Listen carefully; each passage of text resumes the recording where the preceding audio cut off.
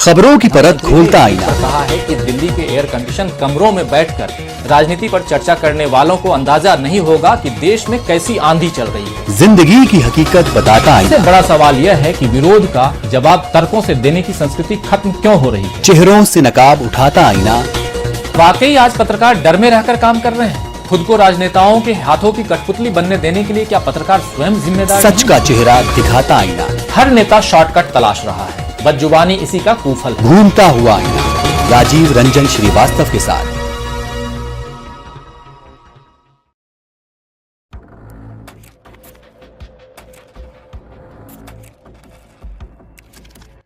दोस्तों, क्या उत्तराखंड के कुछ युवक युवतियां अब पाकिस्तान के संपर्क में हैं?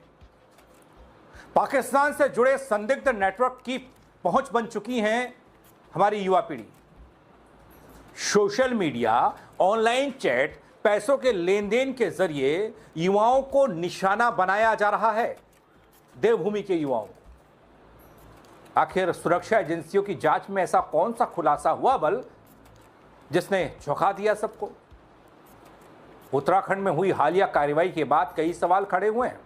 जांच एजेंसियां दावा कर रही हैं कि कुछ संदिग्ध संपर्कों और लेन देन की परतें खुलने वाली हैं। आखिर ये मामला क्या है? कौन है जांच के दायरे में और लोग कैसे सामने आ रहे हैं जिनका निकल रहा है पाकिस्तान से कनेक्शन कथित तौर पर?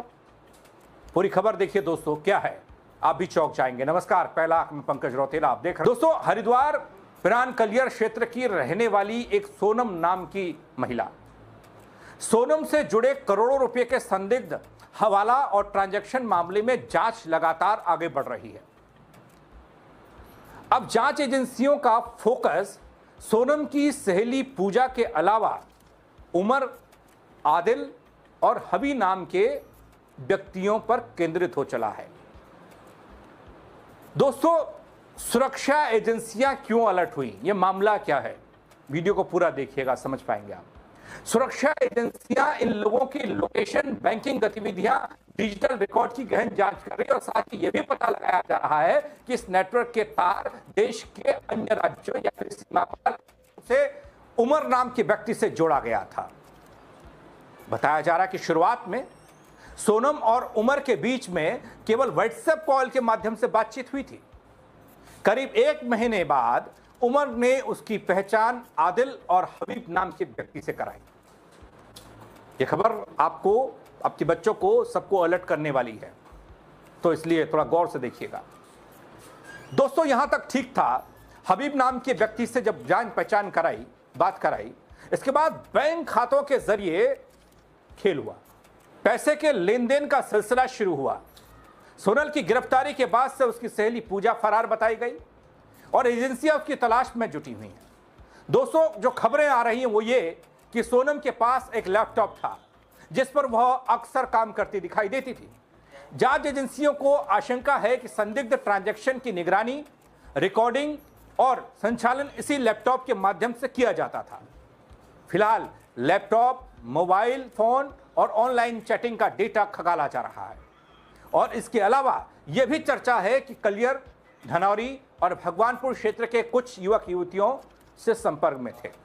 जांच में यह सामने आया दोस्तों, जब किसी खाते में रकम पहुंचती थी तो सोनम को व्हाट्सएप कॉल या संदेश के माध्यम से उसकी सूचना दी जाती थी।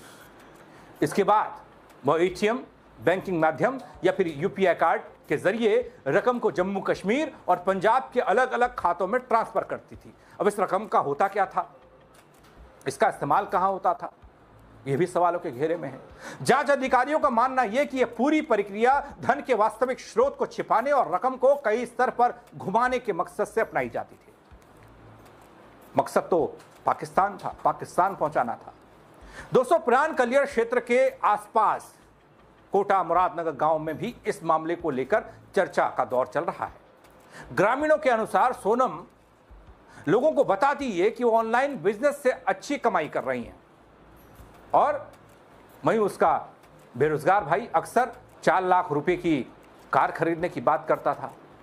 अभी जो ईद बीती है उसके बाद एक सामान्य आर्थिक स्थिति वाले परिवार में अचानक बड़ी आर्थिक गतिविधियां भी जांच एजेंसियों के लिए महत्वपूर्ण जांच का केंद्र बन गई।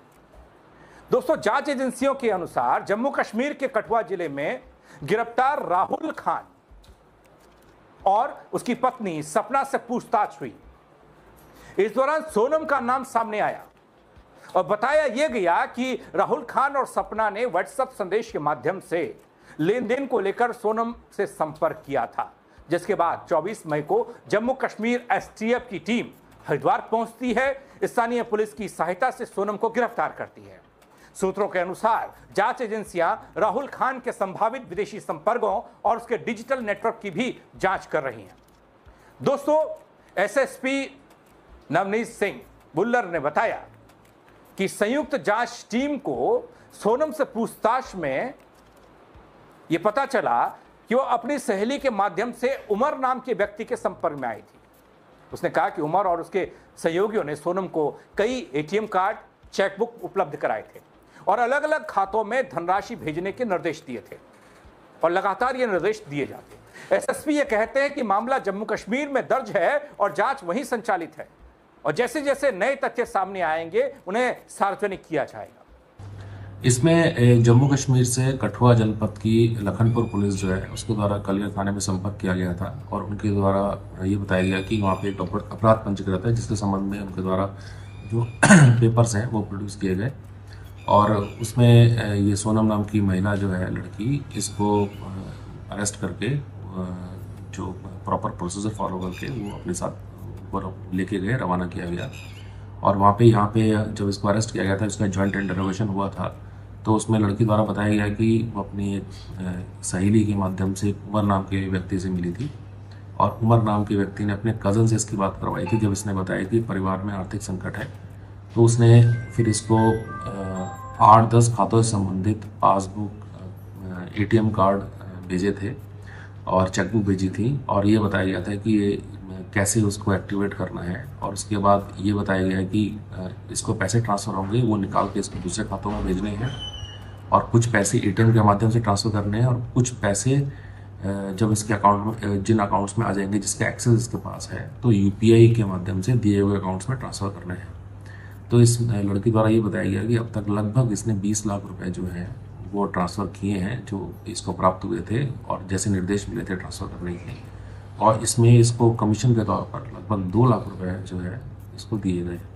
तो ये डिटेल पूछताछ इसकी हो चुकी है और चूँकि इस मुकदमे में वांटेड थी, ऑलरेडी वहाँ पे JNK में मुकदमा चल रहा है, तो इन्वेस्टिगेशन वहीं पे है। तो जो भी अग्रिम अगर हमें जानकारी मिलेगी JNK पुलिस से तो आपसे शेयर करेंगे।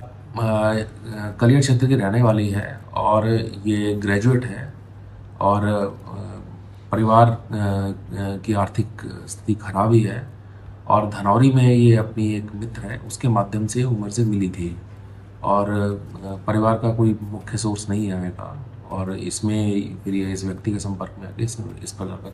दोस्तों, जांच एजेंसियों के सामने बड़ा सवाल है, उमर, आदिल, हबीब की वास्तविक पहचान क्या है? क्या ये केवल मनी ट्रांसफर नेटवर्क का काम है या फिर इसके पीछे कुछ और चल रहा है, किसी बड़े नेटवर्क का हिस्सा है? संदिग्ध ट्रांजैक्शन में शामिल अन्य खाता धारक कौन हैं? फरार पूजा की भूमिका कितनी महत्वपूर्ण है? क्या इस नेटवर्क के तार देश से बाहर भी जुड़े हैं? क्या तार पाकिस्तान से जुड़े हैं? इसको लेकर जांच पड़ताल चल रही है दोस्तों। इसलिए थोड़ा सा युवाओं को अलर्ट रहने की जरूरत, क्योंकि आज के दौर में हर कोई पैसा चाहता है, पैसे के बिना कुछ नहीं, और जहां पर थोड़ा सा पैसे का लालच दिखता नहीं वहां वो हाथ आजमाना शुरू करता है और उसी में कई बार फंस जाता है। और यहां पर भी कई युवा इस खेल में यूं ही फंसते चले गए। थोड़ा सा अलर्ट रहने की जरूरत है, अपने बच्चों को अलर्ट करने की जरूरत है।